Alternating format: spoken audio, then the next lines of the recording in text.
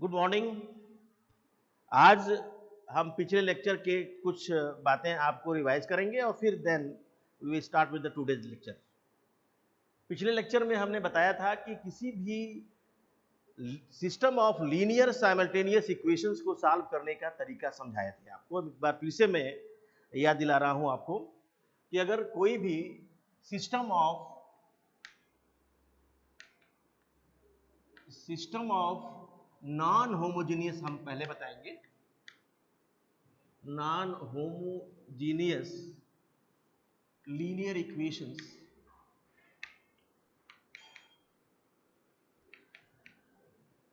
को सॉल्व करने के लिए जितने भी आपके नॉन होमोजीनियस इक्वेशंस दिए गए हों, जैसे मान लीजिए कि हो सकता है कि 3 वेरिएबल का दिया गया हो, 4 वेरिएबल में अगर नॉन होमोजीनियस दिया गया है सिस्टम, या 5 वेरिएबल का दिया गया हो, जो भी दिया गया हो, या n वेरिएबल का दिया गया हो, तो सबसे पहला स्टेप होता है उसको मैट्रिक्स फॉर्म में लिखना। वो मैट्रिक्स फॉर्म मैंने आपको बताया था कि AX is equal to B। इसको हम लोग कहते हैं कोफिशिएंट मैट्रिक्स। ये कहलाता है coefficient matrix.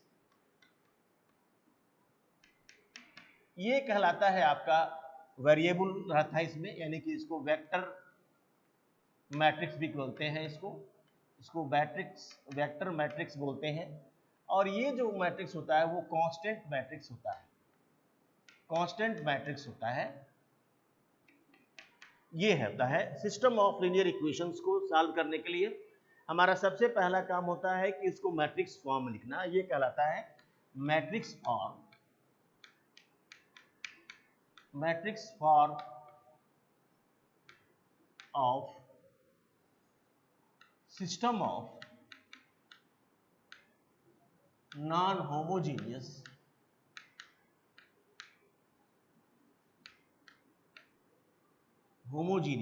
Linear equations.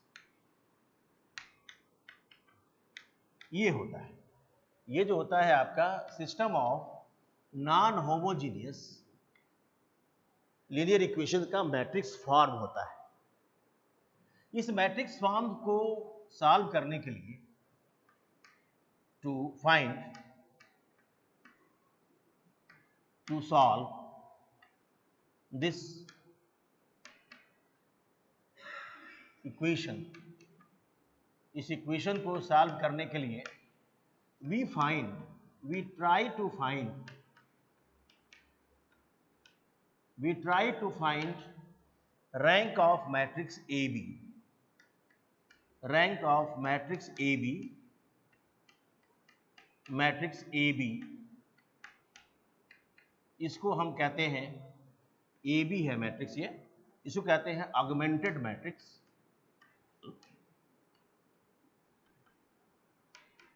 Augmented matrix बोलते हैं इसको।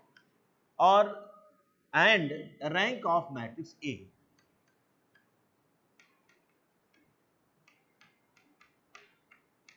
इस मैट्रिक्स A का भी रैंक निकालते हैं, जो कि आपका वेक्टर मैट्रिक्स है।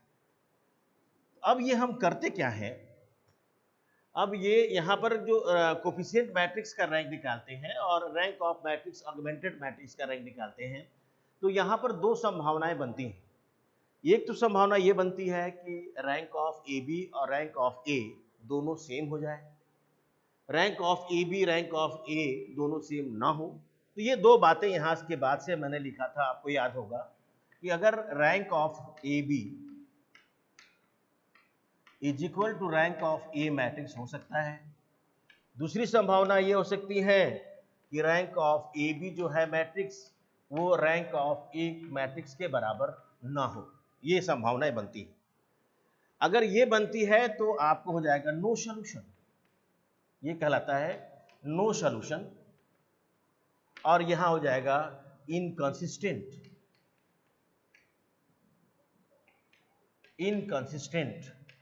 यानी कि सिस्टम जो होगा, सिस्टम ऑफ इक्वेशंस जो होंगे वो इनकंसिस्टेंट कहलाएंगे। ये होता है इनकंसिस्टेंट होता है। यानी कि हम ये भी लिख सकते हैं कि गिवन सिस्टम, यहां थोड़ा सा मैं लिख दे रहा हूं, इसका ये मतलब होता है कि the given system of linear equations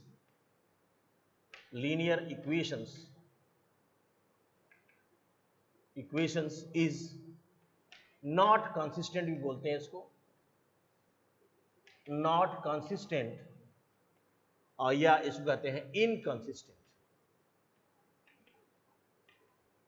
ये बात बोलते हैं। इस केस में क्या होता है, सॉल्यूशन एग्जिस्ट, यहां हो जाता है सॉल्यूशन एग्जिस्ट, सॉल्यूशन एग्जिस्ट होता है, और इसमें कहते हैं the given system of linear equations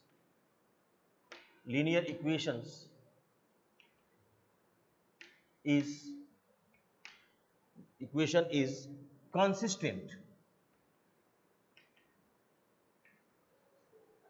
ये बात होती है। यहां से हम आगे बढ़े बात, तो हमारे पास दो बातें आती हैं यहां के बाद से, मैंने आपको याद दिलाया था, यहां के बाद से हमारे पास दो बातें आ सकती हैं। ये आपका बहुत ही इंपॉर्टेंट रोल प्ले करेगा। यहां जब इनकंसिस्टेंट हो गया, यानी कि सॉल्यूशन मिला ही नहीं, इसका हम आगे बढ़ने की जरूरत नहीं है, क्योंकि यहां पर कुछ सॉल्यूशन ही नहीं मिला। You are going to solve this equation. जब सॉल्यूशन नहीं मिला इस केस में, तो इसके आगे बढ़ने की आवश्यकता बिल्कुल नहीं है। बात आती है कि जब इसका सॉल्यूशन मिला, यानी कि जब सॉल्यूशन एग्जिस्ट किया, तो कैसा सॉल्यूशन हो सकता है। सॉल्यूशन या x की वैल्यू केवल अकेली आए, अगर मान लो x y z में है इक्वेशन, सिस्टम ऑफ इक्वेशंस, तो आपको x की वैल्यू अकेले 1 आ जाए, या एक यूनिक आ जाए, या ऐसा हो सकता है कि x के ढेर सारे वैल्यूज हो जाए, या x y के ढेर सारे वैल्यूज हो जाएं। तो ऐसे में यहाँ पर दो बातें का ध्यान रखा गया। ये बताया गया कि अगर in case rank of A B जो आपका था, और रैंक ऑफ ए के बराबर तो था ही, अगर ये नंबर ऑफ अननोन के बराबर हो जाए, नंबर ऑफ अननोन कौन सा होता है, नंबर ऑफ अननोन्स वो होते हैं जिसकी वैल्यू निकालनी होती है। जैसे आपको सिस्टम ऑफ इक्वेशन दिया गया है x1 x2 x3 में, तो x1 x2 x3 गिन लीजिए, वो आपको नंबर ऑफ अननोन्स होंगे। अगर x y z में दिया गया है, तो x y z गिन लीजिए कितने हैं, वो आपको नंबर ऑफ अननोन्स होंगे। यानी कि row of augmented matrix A B, row rank of matrix आपका ए के बराबर है, और प्लस ये भी नंबर ऑफ अननोन के बराबर हो जाता है, then the system of linear equations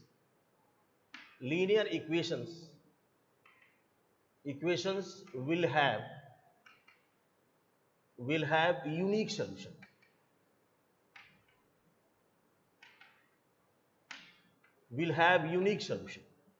और यहां जब हम बात करते हैं, दूसरी बात आ जाती है कि इन केस, यहां पर मैं लिख दे रहा हूं इसको यहां से, अगर row of A B, row of A के रैंक ऑफ ए के बराबर है, और ये जो है नंबर ऑफ अननोन से छोटा है, नंबर ऑफ अननोन्स से छोटा है, तो ऐसे में then the system of linear equations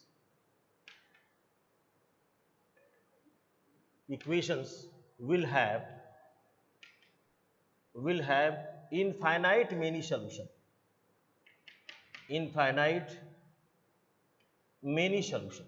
ये बातें हमने पिछले लेक्चर में बताया था, और आपको याद होगा कि मैंने एक क्वेश्चन भी कराया था पिछले लेक्चर में, इसी पर आधारित, कंसिस्टेंट और इनकंसिस्टेंट पर आधारित। इसको बड़ा केयरफुली ध्यान रखिए इस फ्रेम को, और इस फ्रेम से संबंधित अब मैं कुछ क्वेश्चंस और भी लाया हूं, और मैं आपको बता दूं कि मैथमेटिक्स रिक्वायर्स मोर प्रैक्टिस, इसलिए जितना भी मैथमेटिक्स में क्वेश्चंस करेंगे उतनी ही आपके लिए आसानी होगी, और एग्जामिनेशन में कम समय में आप ज़्यादा से ज़्यादा क्वेश्चन अटेम्प्ट कर सकते होंगे। It is very important. So I am just going to consider some examples regarding the system of non homogeneous linear equations. तो write down the examples.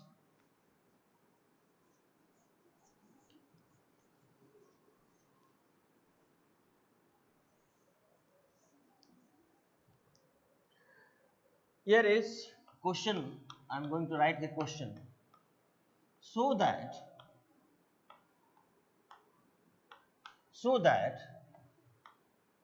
the following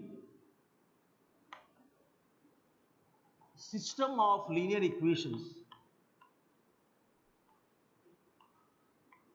non-homogeneous,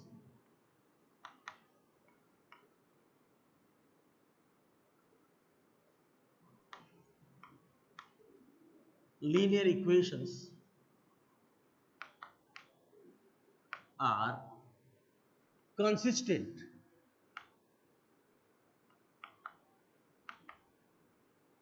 and solve them और इनको solve करें। इसमें आपका पहला है ए,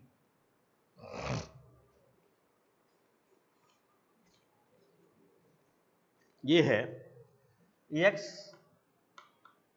plus y plus z is equal to 3, x plus 2y plus 3z is equal to 4, x plus 2y plus 3z is equal to 4, and then the next one is x plus 4y plus 9z is equal to 6। ये हमारे पास एक equation है। दूसरा आपका part ये है, second question, x plus 2y minus z is equal to 3, 3x minus y plus 2z is equal to 1, 2x minus 2y plus 3z is equal to 2, x minus y plus z is equal to minus 1। ये हमारे पास दो question आपको दिख रहे हैं और ये दोनों क्वेश्चन को आज मैं कराऊंगा कंप्लीट, और इसी पर आधारित आपको ढेर सारे क्वेश्चंस करने होंगे जो खुद प्रैक्टिस करने होंगे। इन केस आपको कोई अगर दिक्कत होती है तो आप पूछ सकते हैं, and I will explain in the next video lecture. और इसमें आपको एक चीज़ पहले हम समझा दें, बड़ा आसान है ये सब सिस्टम, एक बार आप प्रैक्टिस कर लेंगे तो बहुत ही आसान हो जाएगा। इट इज़ वेरी सिंपल और ये with in a short time you can do it. अब बात आती है इसमें ये दोनों ही में, सबसे पहला तो मैं प्रश्न उठाता हूँ, पहला ही ये क्वेश्चन, जरा इसको ध्यान से देखें आप। इन दोनों प्रश्न को पहले मैं एक बार बताता हूं। सबसे पहला काम क्या है, इस इक्वेशन को आप ध्यान से देखें और देखें कि कितने नंबर ऑफ अननोन्स हैं। नंबर ऑफ अननोन्स देखेंगे, अननोन्स देखेंगे आप तो x, y और z, ये भले तीन इक्वेशन है, तीन इक्वेशन में तीन अननोन्स दे दिए गए हैं, ये तो नंबर ऑफ अननोन्स तो यहां क्लियर हो गया। दूसरा, इस क्वेश्चन में देखेंगे, जब ये क्वेश्चन सॉल्व करेंगे तो यहां भी ध्यान देना होगा कि इसमें नंबर ऑफ अननोन्स कितने हैं। यहां तो नंबर ऑफ इक्वेशंस तो 4 है, but how many number of variable unknowns, but there is only 3 number of unknowns, x, y and z। तो ये इट डज नॉट मैटर कि how many number of equations are given, you have to look at, you have to pay attention on the number of variable. Variable कितने हैं ये ध्यान देना है। तो हम सबसे पहले स्टार्ट करते हैं क्वेश्चन नंबर 1। मैं आपको फिर से बता दूं, इसको करने के लिए सबसे पहला काम होता है इसको मैट्रिक्स फॉर्म में लिखना। मैट्रिक्स फॉर्म में लिखने के बाद से आप इसको ऑगमेंटेड मैट्रिक्स बनाएंगे, कोफिशिएंट मैट्रिक्स और कांस्टेंट मैट्रिक्स को कंबाइन करके ऑगमेंटेड मैट्रिक्स बनाएंगे, और उसके साथ उस ऑगमेंटेड मैट्रिक्स का रैंक निकालेंगे। उस ऑगमेंटेड मैट्रिक्स के रैंक निकालने से आपको rank of coefficient matrix A भी मिल जाएगा, और देखेंगे अगर दोनों का रैंक सेम है तो सिस्टम कंसिस्टेंट होगा, सॉल्यूशन एग्जिस्ट होगा। अगर दोनों का रैंक डिफरेंट है तो सिस्टम कंसिस्टेंट नहीं होगा, इनकंसिस्टेंट होगा, और फिर हम जब इनकंसिस्टेंट होगा तो सॉल्व नहीं करेंगे, लेकिन जब कंसिस्टेंट होगा तो कैसे सॉल्व करेंगे इस पर हम आज चर्चा करेंगे इस एग्जांपल के जरिए। Now start with the solution of this one. यहां सॉल्यूशन लिखेंगे और यहां लिखेंगे ए। अब यहां पर हमारी बात आती है सबसे पहला काम कि लिखेंगे क्या, स्टार्ट कैसे करेंगे। यहां स्टार्ट करने के लिए सबसे पहले लिखेंगे the given system of linear equation, the given system of linear equations can be put in the form of matrix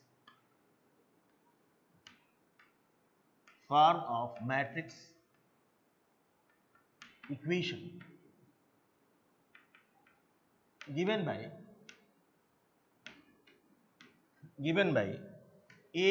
ax is equal to b। ax is equal to b हम लिख लेंगे इसको, चाहे तो आप इक्वेशन नंबर 1 मान सकते हैं। ये मैट्रिक्स मिल गया, ये आपका सिस्टम ऑफ इक्वेशन था, इसको ax is equal to b लिखेंगे। ये x a क्या होता है, वेयर, आप चाहे तो इसको लिख सकते हैं वेयर a जो होगा, a को मैंने बताया था लिखने का तरीका, ये क्या होगा, x के कोफिशिएंट को हम इसके फर्स्ट कॉलम में लिखेंगे 1 1 1, y के कोफिशिएंट को यहां पर लिखेंगे सेकंड कॉलम में 1 2 और 4, z के कोफिशिएंट को लिखेंगे थर्ड कॉलम में 1 3 9। अब ये मान लीजिए ऐसा हो सकता है, ऐसी परिस्थितियां बन सकती हैं कि जब यहाँ पर x कोफिशिएंट यहाँ पर लिखें और कैसा क्वेश्चन हो जाए जिसमें इसमें x ना हो, दूसरे इक्वेशन में x ना हो। x ना हो का मतलब कि इसका कोफिशिएंट यहाँ जीरो लिखाएगा। अगर मान लीजिए y में y का कोफिशिएंट ना हो, y मिसिंग है किसी इक्वेशन में, तो वहां पर जो कोफिशिएंट होगा उसका जीरो लिखाएगा। ये बहुत ही इंपॉर्टेंट है, इसको जरूर ध्यान दीजिएगा। ये हो गया ए मैट्रिक्स। What is x? मैंने आपसे बताया था x जो होता है वो आपका वेरिएबल मैट्रिक्स, जिसको हम वेक्टर मैट्रिक्स कहते हैं। इसमें कौन कौन से अननोन्स हैं, ये हो जाएगा x, ये हो जाएगा y और ये हो जाएगा z। What is b? b आपका मैट्रिक्स बनेगा लास्ट वाला जिसमें कांस्टेंट मैट्रिक्स है, ये हो जाएगा 3 4 और 6, ये बन जाएगा। अब आपने ये लिख दिया, इस मैट्रिक्स फॉर्म में लिख दिया। अब हम स्टार्ट करते हैं आगे। हमारा काम ये है कि इस मैट्रिक्स को और इस मैट्रिक्स को ले लेंगे, इसको इस कॉलम को उठाएंगे, इसके लास्ट वाले कॉलम के साथ में लगा देंगे। इसमें 3 कॉलम थे, एक और कॉलम इसमें जुड़ जाएगा तो ये मैट्रिक्स बन जाएगा, नया मैट्रिक्स बनेगा, उसका नाम है ऑगमेंटेड मैट्रिक्स। तो यहां लिखेंगे कि हियर द ऑगमेंटेड मैट्रिक्स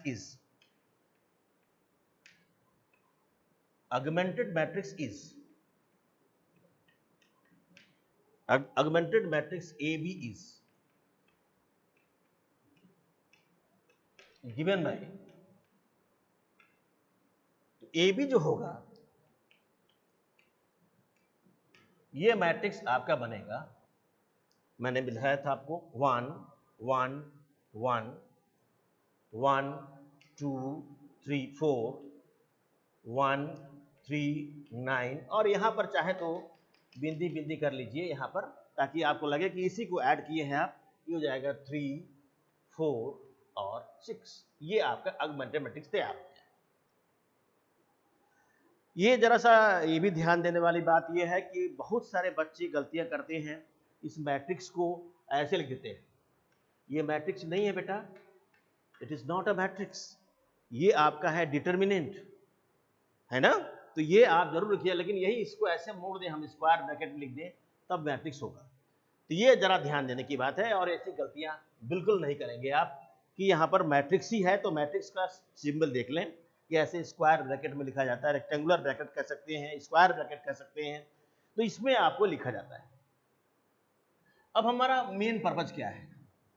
आपका मेन पर्पज है how to find the rank of A B.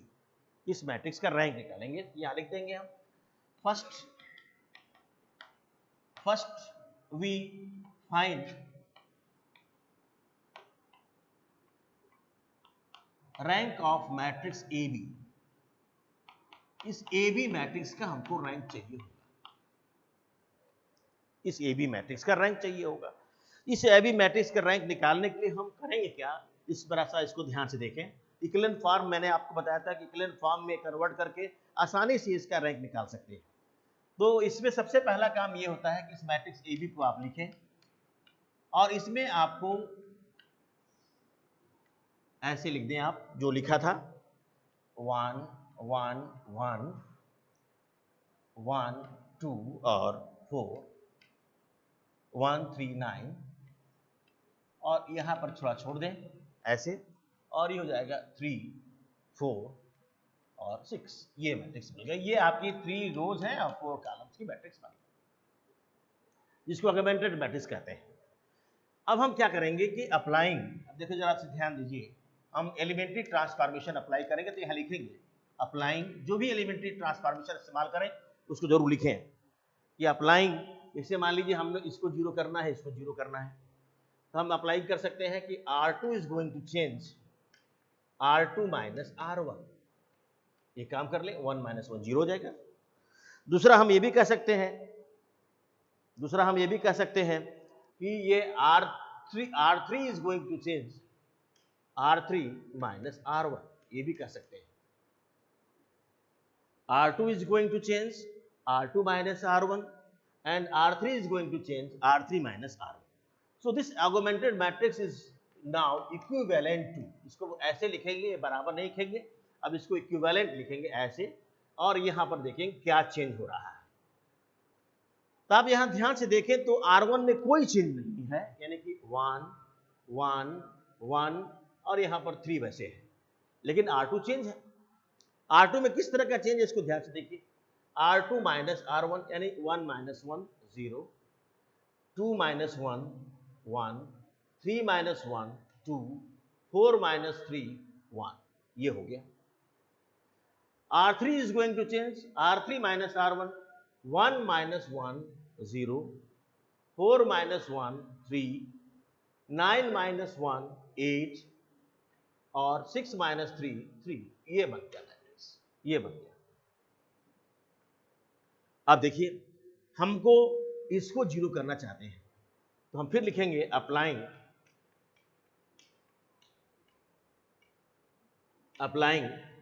R3 is going to change R3 minus 3R2 कर ले, 3R2 करेगा तो ये जीरो हो जाएगा। तो यहां से जो होगा A B matrix is now again equivalent to, जब ये देखेंगे इसको ध्यान से तो क्या होगा जरा देखें, ये आपका पहला ऐसे ही रहेगा 1 1 1 3 ऐसे रहेगा, सेकंड वाला R2 भी ऐसे रहेगा 1 2 और 1 हो गया। अब यहां जरा ध्यान से देखें R3 क्या था आपका 0 3 8 3 ये था, R2 में 3 से मल्टीप्लाई किया, 3 1 जा 3, 3 2 जा 6, 3 3 जा ये आपका है 0 3 8 3, 0 3 8 3। अब यहां जो होगा 3 0 जा 0, 3 1 जा 3, 3 2 जा 6, 3 1 जा 3, ये बन गया। अब इसमें घटाया जाए तो 0 0 2 और ये 0, ये बन गया आपका 0 0 2 और 0 बन गया, ये बन गया हमारा।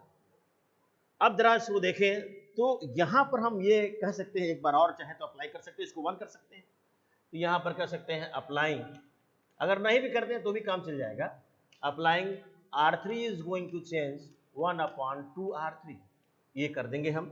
अब जो हमारा मैट्रिक्स फाइनली आएगा वो आपका आ जाएगा इक्विवेलेंट टू 1 1 1 3 0 1 2 1 0 0 1 0, ये बनेगा हमारा मैट्रिक्स। अब जरा यहां ध्यान से देखिए ये मैट्रिक्स इक्विवेलेंट फॉर्म का तो हो गया, this matrix is now in equivalent form. अब इक्विवेलेंट फॉर्म में हो गया तो इसका रैंक कितना होगा जरा ध्यान से देखिए, तो रैंक जो होता है वो नंबर ऑफ नॉन जीरो रोज होता है।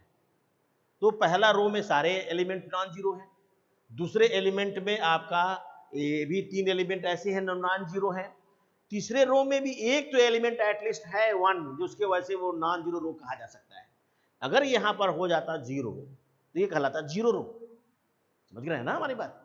लेकिन यहां पर 1 होने की वजह से ये भी नॉन जीरो रो होगा, तो नंबर ऑफ नॉन जीरो रोज इस मैट्रिक्स में मिल गया 3, राइट। यहां हम ये बोलेंगे इसके बाद, तो मैं इसके बाद से यहां से फिर स्टार्ट करता हूं। तो ये हमारे पास आ गया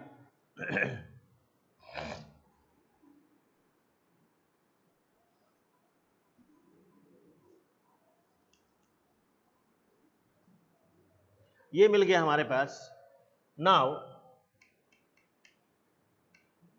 ए बी जो मैट्रिक्स था वो इक्विवेलेंट है, ये फिर से लिख दे रहा हूं मैं आपको, 1 0 0 1 1 0 1 2 1 3 1 और 0, ये मिल गया matrix.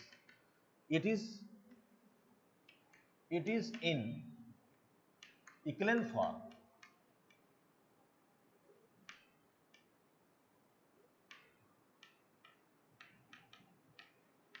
equivalent form having 3 non-zero rows. Hence, thus, rank of matrix AB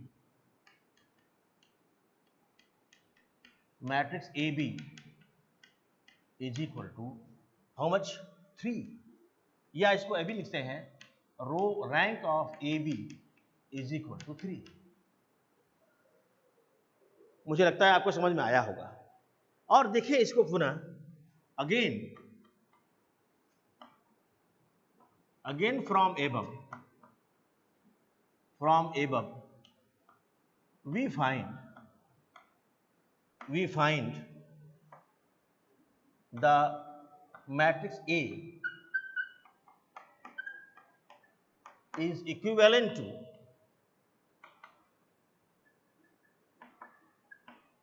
ये मैट्रिक्स क्या होगा, वो आपका होगा 1 1 1 0 1 2 0 0 1, ये होगा।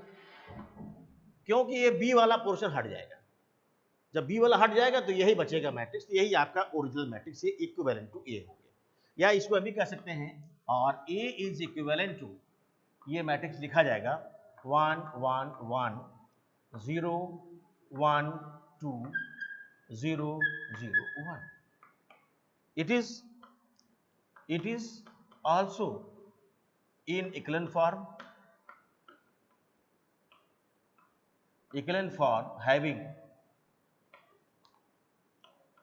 having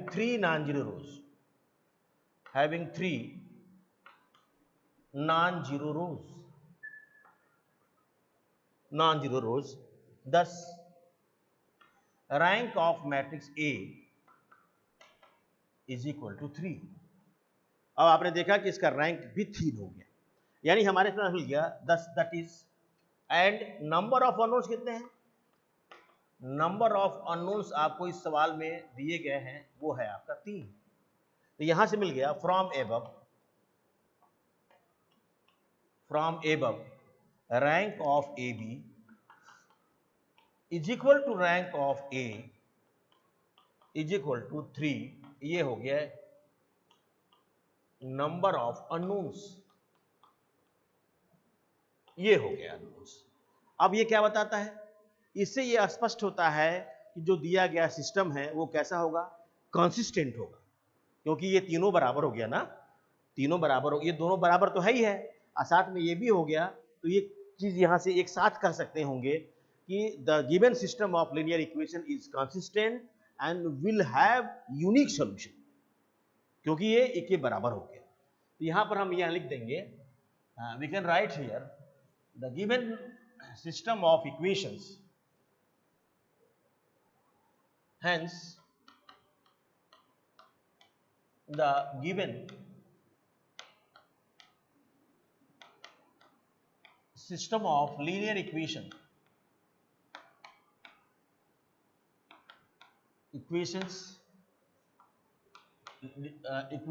is consistent, will have unique solution। अब इसके पास यूनिक सॉल्यूशन होगा। अब ये सॉल्यूशन कैसे निकालेंगे, ये आपको बहुत ही इंपॉर्टेंट है। How will you find the solution of this equation. अब जो हमारे पास जो मैट्रिक्स था, इसको जरा ध्यान से देखें, इस मैट्रिक्स को ध्यान से देखेंगे तो आपको और क्लियर हो जाएगा कि जो गिवन मैट्रिक्स हमारे पास था वो क्या है। हमारे पास था 10 the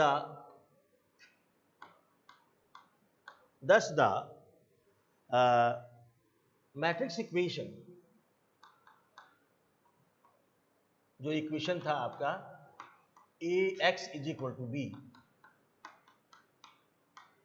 is now equivalent to अब ए की जगह पर लिखाएगा ए वाला इक्विवेलेंटी वाला रिलेशन, ये है 1 0 0 1 1 0 1 2 1, और x की जगह पर लिखाएगा आपका जो आपके अननोन्स हैं x y और z, और ये जो b वाला था वो b वाला आपको यहां से लिया जाएगा, जो ऑगमेंटेड मैट्रिक्स का लास्ट वाला, ये आपका हो जाएगा 3 1 और 0, ये बन गया। अब इसको हम सॉल्व करेंगे, और यही से जो आएगा x y और z की वैल्यू निकलेगी, वही इसका आंसर हो जाएगा। तो इसको सॉल्व करें तो क्या आएगा, दिस इंप्लाइज, इसको मल्टीप्लाई करें तो 1 into x plus y plus Z.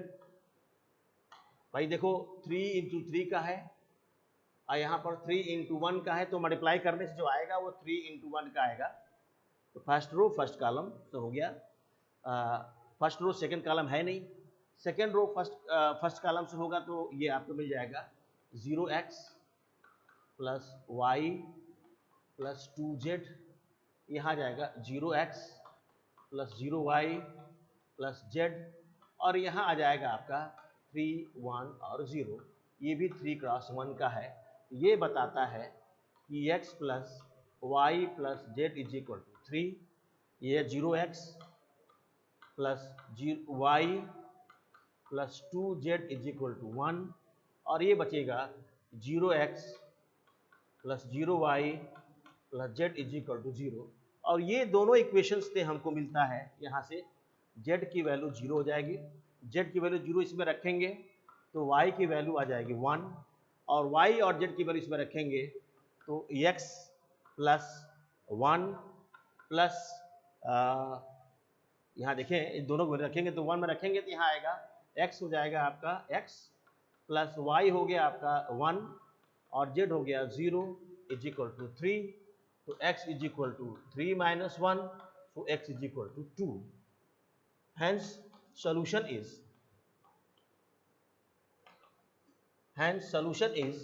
x is equal to 2, y is equal to 1 and z is equal to 0, यही इसका आंसर होगा, ये हमारा आंसर होगा। अब हम आगे बढ़ते हैं दूसरे क्वेश्चन के लिए। मुझे लगता है कि आपको समझ में आया होगा, फिर भी अगर कोई दिक्कत होती है तो प्लीज़ इसको एक बार दूसरे एग्जाम्पल जो ये वाला क्वेश्चन करते हैं इससे आपको जो क्लियर होना है तो उसको क्लियर कर लें, क्योंकि इसीलिए मैंने 2 प्रैक्टिस, एक पहले पिछले लेक्चर में कराया था प्रैक्टिस और एक अभी 2 कराया है। तो now I am going to start the second question, and this question having 3 variables but number of equations 4, इसमें 4 इक्वेशंस हैं लेकिन 3 ही वेरिएबल हैं। इसको कैसे सॉल्व करेंगे, लेट अस स्टार्ट।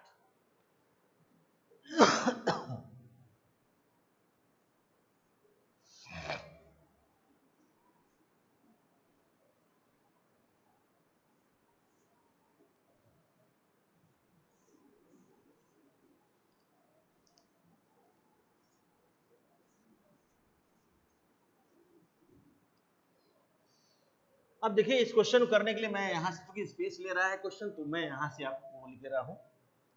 ये है आपका क्वेश्चन 1, ये बी पार्ट का solution.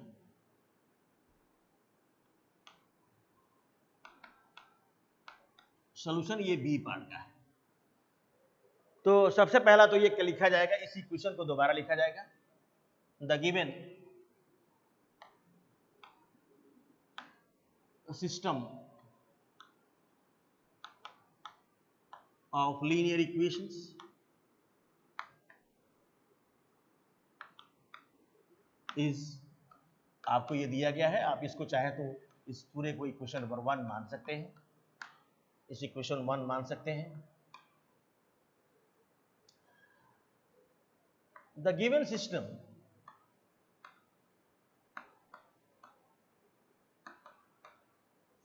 can be put in matrix form,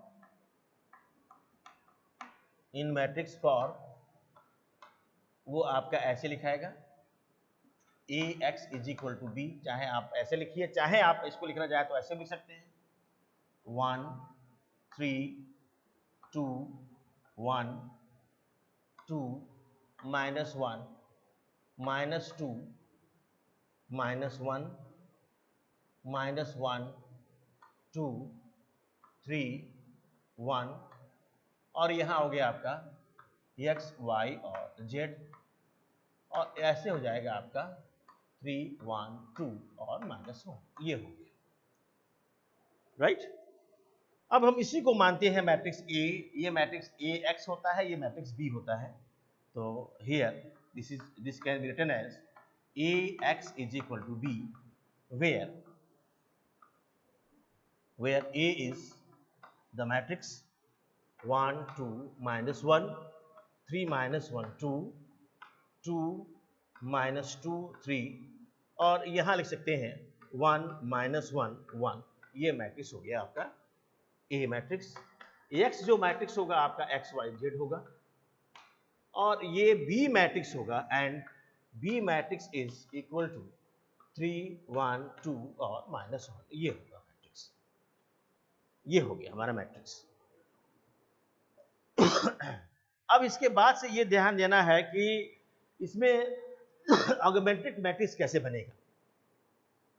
इस क्वेश्चन में ऑगमेंटेड मैट्रिक्स बनाने के लिए मैंने आपसे बताया था AB बनता है, और AB में A मैट्रिक्स ऑलरेडी में 3 रो कॉलम्स दिए गए हैं, और B मैट्रिक्स अलग से है, तो AB वाले को चौथे कॉलम में लिख देंगे, जो नया मैट्रिक्स बनेगा वही ऑगमेंटेड मैट्रिक्स बनेगा। तो यहाँ लिखेंगे in this case here the augmented matrix is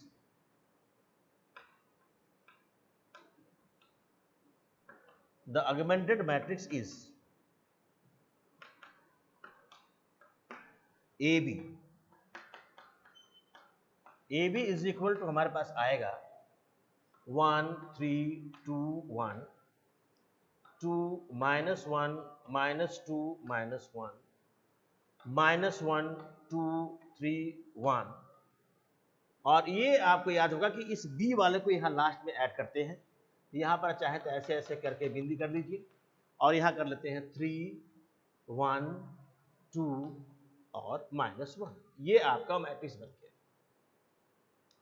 now our aim is to find the rank of this matrix AB, इसका रैंक निकालेंगे, and then we will discuss whether it is a consistent और inconsistent.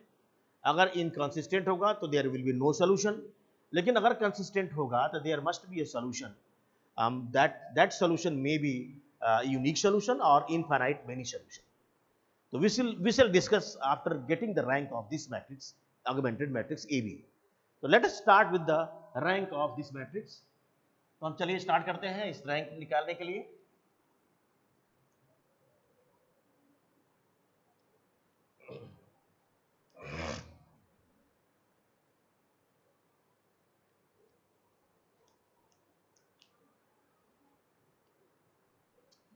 AB matrix को हम यहाँ लिखेंगे कि first we try to find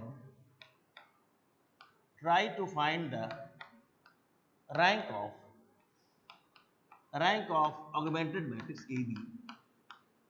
तो इसके लिए AB मैट्रिक्स को लिखना होगा यहाँ, this AB matrix is equal to, जो है हमारे पास उसको लिखें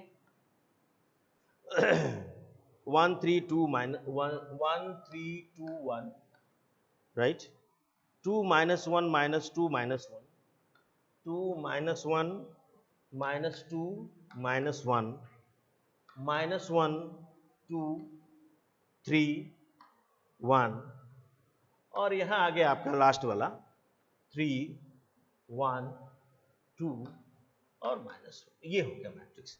अब इसका रैंक निकालना है। कभी कभी ऐसा हो जाता है कि इन केस मेरा आवाज़ ना आ रहा हो तो आप इसको ध्यान से देखेंगे। अगर मान लीजिए इन केस सिस्टम है कंप्यूटर में, अगर आवाज़ ना आ रहा हो तो इसको बड़ा क्लियरली देखेंगे कि जो मैं लिख रहा हूँ वो आपका सही है कि नहीं, ये उसको क्लियरली देखें इसको ध्यान से। यहाँ जो ए बी मैट्रिक्स है, अब जरा सोचो कि इसका रैंक निकालना है, तो मैंने आपको बताया था कि रैंक निकालने के लिए सबसे बढ़िया तरीका यह है कि आप इसको इक्विवेलेंट फॉर्म में कन्वर्ट करें। और वो कैसे कन्वर्ट होगा?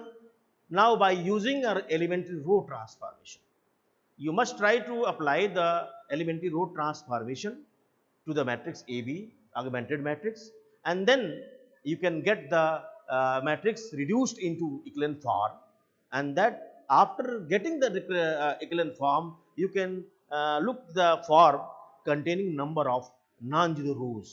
The number of non-zero row will be the rank of that matrix.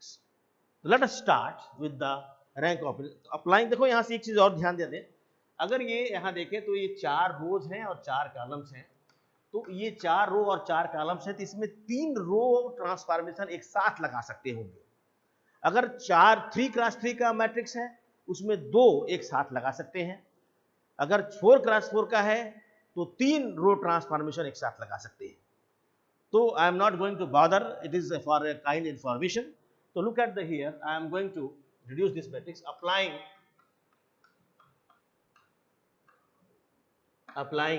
अब जरा देखो, मैं चाहता हूं कि ये तीनों जीरो हो जाए। इसके लिए हम R1 की सहायता लेंगे। तो R1 में अगर 3 से मल्टीप्लाई कर दें और R2 में से घटा दें तो जीरो हो जाएगा। R1 में 2 से मल्टीप्लाई करके R3 से घटा दें तो जीरो हो जाएगा, और R1 को R4 से घटा दें तो जीरो हो जाएगा। So this I am going to consider applying the 3 at a time. R2 is going to change R2 minus 3R1, comma, R2 is going to change R2 minus 2R1, and R3 is going to change R3 minus R1। ये 3 काम करने के साथ करेंगे। अब जरा देखें तो वो जो मैट्रिक्स आपका ए बी है, एंड दिस मैट्रिक्स इज अब इक्वल टू हट जाएगा, क्योंकि you have applied elementary row transformation. तो जो ट्रांसफॉर्मेशन से जो नया मैट्रिक्स कन्वर्ट होता है वो इक्विवेलेंट मैट्रिक्स होता है, वो सेम नहीं है, इक्वालिटी नहीं होती है। तो जो यहाँ आएगा वो इक्विवेलेंट हो जाएगा। और ये क्या होगा, जरा इसके बारे में ध्यान से देखें। तो ये फर्स्ट रो वैसे ही रहेगा 1 2 -1 3। अब इसमें से देखें 3 है, -1 है, 2 है, 1 है। अब इसको, ये आपका R2 है, R3 में हम R1 में 3 से मल्टीप्लाई कर दें तो 3 2 6 -3 3 9। आप घटा दें, माइनस माइनस प्लस माइनस। अब 3 - 3 0, -6 -1 -7, ये हो जाएगा 5, ये हो जाएगा -8। ये मिल गया आपका 0 -7 5 और 8, ये मिल गया। इसको हटा दीजिए। दूसरा है R2 - 2R1, R2 को लिखिए, 2 हो गया, -2 हो गया, 3 हो गया, 2 हो गया, और R1 में आप गुणा करें 2 से, हो जाएगा 2 2 2 4 -2 और 6, ये बन गया। देखो 2 से गुणा किया तो 2 2 4 -2 और 3 2 6, घटा दें तो ये हो जाएगा 0, ये हो जाएगा -6, ये हो जाएगा 5, ये हो जाएगा आपका 4 -4। तो ये आ गया आपका 0 -6 5 और -4, ये बन गया। इसको बता दीजिए। अब कह रहा है कि R3 is going to change R3 minus R1। What is R3? R3 सामने दिख रहा है, R1 सामने दिख रहा है, घटा दीजिए। 1 - 1 इज 0, -1 - 2 इज -3, 1 + 1 इज 2, है ना। 1 माइनस प्लस, -1 - 3 इज -4, ये होगा आपका मैट्रिक्स। अब हम इसमें और भी काम कर सकते हैं ताकि और रिड्यूस हो जाइए। अब इसको रिड्यूस होने के लिए और क्या कर सकते हैं? अब हम चाहते हैं कि ये वाला थोड़ा हल्का हो जाए और ये वाला 0 हो जाए। तो लेट अस अप्लाइंग, यहां पर देखें, applying R2 is going to change R2 - R3 कर दें तो चलेगा शायद, ठीक है। And R3 is going to change R3 minus 2R4, ये काम कर लेते हैं। R3 को बदल रहे हैं और R2 को चेंज कर रहे हैं।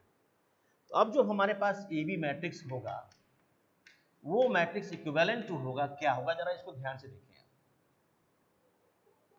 इसको ध्यान से देखें तो हमारे पास जो R2 मैट्रिक्स है वो क्या है, ये आपका है, रफ वर्क कर लीजिए, -7 5 8 ये है।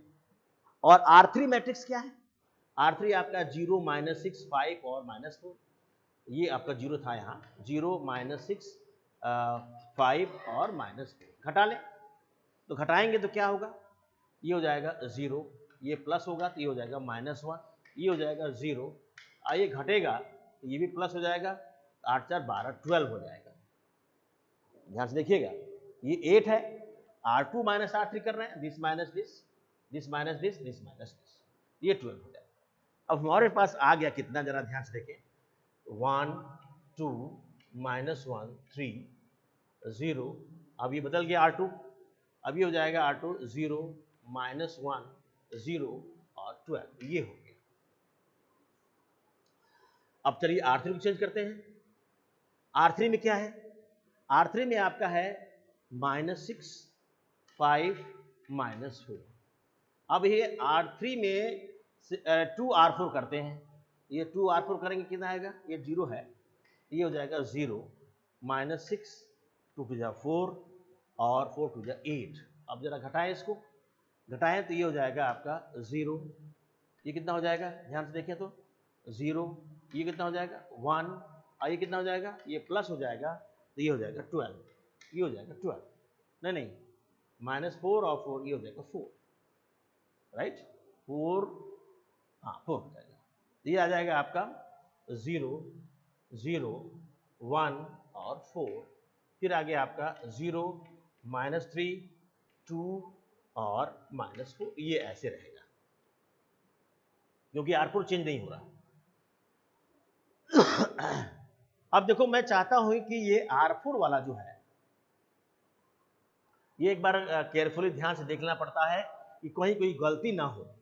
देखो यहाँ पर कोई गलती तो नहीं हुई है, एक बार चेक करना है कि कहीं कोई गलती ना होना चाहिए, क्योंकि R3 माइनस यहाँ पर लिखा गया है R1, तो R3 माइनस R1 किया जाए तो देखो यहाँ से ये R2 चेंज हुआ, R3 है तो R3 ये चेंज हुआ, तो R3 माइनस R1 कहा गया है, यानी कि ये आपका R3 माइनस R1, यानी ये R3 नहीं है, ये सॉरी यहाँ पर ठीक कर लीजिए, this has been R4 minus R1 ये होगा, क्योंकि ये R1 हो गया, ये R2 हो गया, ये R3 हो गया, ये R4 हो गया, तो R4 is going to change R4 minus R1, ये R4 चेंज हो रहा है, R4 में से this minus this, this minus this, this minus this, this minus this.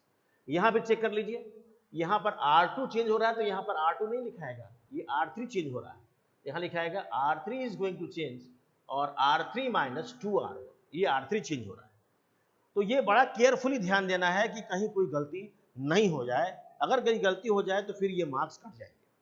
So it should be very careful when you are doing this question. R3 I have changed, R4 I have changed, R3 change यानी R2 change हुआ है, R3 change हुआ है और R4 change हुआ है, ये clearly है। अब यहाँ पर एक बार चेक कर सकते हैं कि कहीं कोई गलती नहीं हो। अब यहाँ जरा ध्यान से देखें, मैं चाहता हूँ इसको 0 करना, तो अप्लाइंग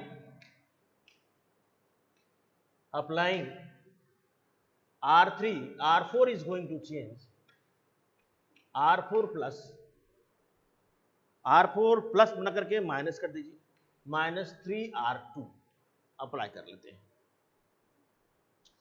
तो जो हमारे पास ए बी मैट्रिक्स है वो इक्विवेलेंट हो जाएगा किसके, जरा ध्यान से देखिए आप, ये हो जाएगा 1 2 -1 3 0 -1 0 12 और ये हो जाएगा आपका 0 0 1 4।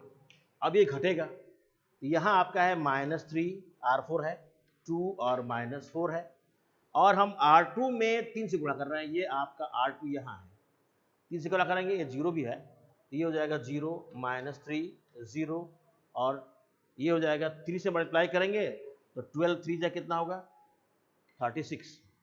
अब ये घटा देंगे हम, घटेगा तो ये हो जाएगा 0, ये हो जाएगा आपका 0, ये आपका 2 हो जाएगा, और ये हो जाएगा कितना हो जाएगा 32, घटेगा ना तो 40 हो जाएगा। क्यों घटेगा?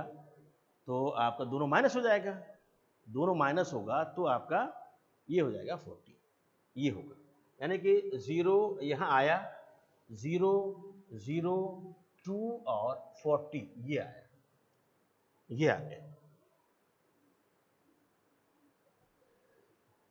अब हम फिर देखें यहाँ ध्यान से, ये हम दो यहाँ पर 2 से अगर हम डिवाइड कर दें, हम चाहते हैं कि ये भी 0 हो जाए, ये भी 0 हो जाना चाहिए। हमको लगता है कहीं कुछ गलती हुई है, एक बार और चेक कर लेते हैं हम, एक बार फाइनली चेक करते हैं, जरा सा वो कर लीजिए। 2 - 2 3 2, 3 - 1 2 1, 1 - 2 - 1 3। अब जरा ऐसे गलती कहीं हुआ है, R2 जरा क्या हो, 3 - 1 2 1 सही है। इसमें हम R3 से R3 R1 कर दें तो 3 3 2 6 -3 9, अब घटे कितना आएगा हो, 0 -7 घटेगा तो 5, घटेगा तो -9 में से 1 जाए 8, तो -8 आएगा, देखा हो ये गलती हो गया, -8 होगा। तो हमारे पास देखिए कुछ गलतियां हो सकती हैं कि कैलकुलेशन में गलती हो जाए, तो अगर एक भी माइनस प्लस की गलती हो जाती है तो ये फिर आपके मार्क्स कट जाएंगे। तो इट इज़ वेरी इंपॉर्टेंट। देखिए यहाँ पर पिछले बार जब मैं कर रहा था तो उसमें थोड़ी सी गलती यहाँ थी, यहाँ 12 ना होकर के -8 होगा, और फिर ये तब ये हमारे पास आ गया। अब इसके बाद देखिए मैं यहाँ से करना शुरू करता हूँ। Now I am going to start here from here, और देखिए तो यू विल फील हैप्पी कि आपको आसानी से हो जाएगा, ये क्लियरली आपको आसानी से ये मिल जाएगा। अब देखिए जरा सा, आप देखें R4 को देखें और R3 को देखें। अगर हम R4 में R4 को घटा दें 2 R3 से तो ये कट जाएगा, तो यहां लिख देंगे अप्लाइंग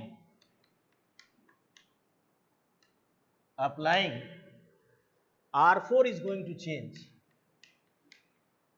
R4 - 2 R3। अब हमारे पास AB मैट्रिक्स जो मिला, ये मैट्रिक्स मिल गया आपका, सच पूछिए तो 1 2 -1 3, राइट, और 0 -1 0 और -4, और ये हो गया आपका 0 0 1 और 4, ये सारा 0 मिल जाएगा। 2 - 2 8 - 8 0 हो जाएगा, ये मिलेगा। अब ये हमारे पास मैट्रिक्स मिल गया, तो हम ये कह सकते हैं कि it is in equivalent form. ये आपको हम लिख सकते हैं इक्विवेलेंट फॉर्म में है, इक्विवेलेंट फॉर्म का है, इसलिए हम रैंक ऑफ AB को कह सकते हैं, ये आपका हो जाएगा नॉन जीरो रो आपका 3 है तो ये 3 हो गया। एंड ये जो मैट्रिक्स है वो इक्विवेलेंट हो जाएगा 1 2 -1 0 -1 0 0 0 1 0 0 0, ये भी इक्विवेलेंट फॉर्म का है, इक्विवेलेंट फॉर्म का ये भी है। तो हम ये भी कह सकते हैं कि रैंक ऑफ मैट्रिक्स ए भी आपका 3 ही होगा। यहां भी हम कह सकते हैं कि rank of A that is row of A भी आपका 3 होगा। नंबर ऑफ, ये आप चाहे तो लिख सकते हैं यहां पर नंबर ऑफ नॉन जीरो रोज, यहां भी लिख सकते हैं नंबर ऑफ नॉन जीरो रोज, ये भी लिख सकते हैं। अब हम आसानी से ये भी बात कर सकते हैं नंबर ऑफ अननोन्स तो आपका 3 है, तो रैंक ऑफ ए बी यहां लिख लीजिएगा, since rank of A B is equal to rank of A is equal to 3, यहां पर लिख दीजिएगा number of unknowns, this implies system is consistent,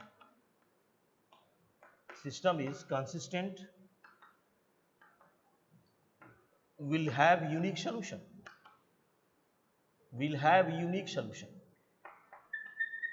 अब ये सॉल्यूशन कैसे निकालेंगे, मैं आपको बता भी दिया था कि सॉल्यूशन निकालने के लिए क्या करेंगे आप, सॉल्यूशन निकालने के लिए आपको मैंने कहा था कि ax प्लस ax बराबर b जो था वो इक्विवेलेंट किसके होगा, जरा इसको ध्यान से देख लें। Now ax is equal to b is equivalent to, अब जो होगा हमारे पास a, अब ये वाला a लिखाएगा, ये वाला a लिखाएगा और ये वाला b लिखाएगा, हो जाएगा 1 2 माइनस 1 0 माइनस 1 0 0 0 1 और 0 0 0। अब यहाँ पर x आपका x y z ही था और यहाँ पर b देख लें क्या है, तो b आपका है 3 माइनस 4 4 0 3 माइनस 4 4 और 0। इसको सॉल्व करेंगे तो ये आएगा x plus 2y minus z is equal to 3, ये आएगा 0 इंटू एक्स हटा देते हैं माइनस y और ये आपका 0 इंटू जेड हटा देते हैं इज इक्वल टू माइनस 4 और ये आ जाएगा आपका सीधे 0 into X 0 into Y 1 into Z, Z आ जाएगा और यहाँ पर आ जाएगा 4, बस यही मिलेगा। This implies z is equal to 4, y is equal to 4 and x is equal to, जब रख लीजिए आप x में, तो जब रखेंगे इसमें x की वैल्यू को, यहाँ पर आपका 3 रहेगा, अब माइनस हो गया 4 दूना 8 माइनस 8 हो जाएगा यहाँ पर और ये प्लस हो जाएगा 8 4, तो यहाँ से आ जाएगा x is equal to 3 minus 4 and so finally you will get, जो आंसर आएगा वो 3 minus 4 is equal to minus 1, तो जो हमारे पास आंसर आएगा वो आएगा x is equal to minus 1, y is equal to 4 and z is equal to 4, यही इसका आंसर होगा। तो मेरी समझ से आपको ये दो क्वेश्चन मैंने बताया था कि ये दोनों ही क्वेश्चन आपके इम्पॉर्टेंट थे, एग्जामिनेशन में आए भी हैं और मुझे ये उम्मीद है कि आप जो है इस तरह के क्वेश्चंस जो मैंने बताया है इसी प्रोसीजर से स्टेप वाइज लिखें इस सोल्यूशन को and then you will get the full marks. अगर ये 5 नंबर का है तो 5 मार्क्स मिलेंगे, अगर 10 मार्क्स का है तो you will get the 10 marks. तो no problem at all, do your practice. कल अब हम जो है इस पर डिफरेंट टाइप के क्वेश्चंस कराएंगे जो आपको इससे डिफरेंट होंगे और उसको क्वेश्चन करके उस तरह के क्वेश्चन भी प्रैक्टिस में आपके आ जाए तो ज़्यादा अच्छा होगा। तो आज के लिए मैं इतना ही रहने देता हूँ और फिर ये उम्मीद करता हूँ कि आप जो है घर पर अपनी प्रैक्टिस जारी रखें और जो नहीं आता है उसको पूछें। Thank you very much, thank you.